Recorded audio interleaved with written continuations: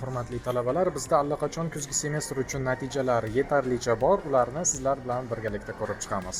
Demak, Sky universitetlaridan biri bo'lgan Koryo, ya'ni Koreya University'ga 3 nafar talabamiz International Studies, ya'ni xalqaro munosabatlar fakultetiga qabul qilindilar. Ular endilikda viza olish jarayonlarida 1 oylik KDB bankshot va yillik daromadlari tayyorlamasdan viza olsalar bo'ladi. Aynan mana shunday imkoniyatga Hanyang universitetiga kirgan talabamiz ham sazovor bo'ldi. Sababi ikkala universitet ham Koreyada hozir 1% universitetlar qatorida. Shuning uchun bularga viza oddiy yengillashtirilgan tartibda beriladi.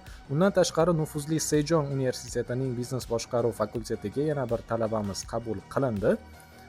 Va quvonarli jihati yana bir boshqa 1% universitet Dongguk universitetining magistratura bosqichiga ham bir nafar talabamiz ingliz tili va adabiyoti yo'nalishiga qabul qilindi. Undan tashqari Koreyada hozir e-viza, ya'ni magistratura uchun Koreyani o'zidan viza olish uchun 7 nafar talabamiz Anyang universitetiga qabul qilindilar birinchi raund uchun. Endilikda bularning vizalari tayyor holatda Koreyadan keladi va bular ham albatta 1 oylik KDB bankshot va yillik daromadlar qilish talab etilmaydi bulardan. Undan tashqari Gachong nufuzli universitetga yana bir talabamiz biznes boshqaruv fakultetiga qabul qilindi. Agarda siz ham Koreyaning mana shunday nufuzli universitetlarda chegirmalar asosida ta'lim olishni xohlasangiz, darhol Impact Consulting bilan bog'laning.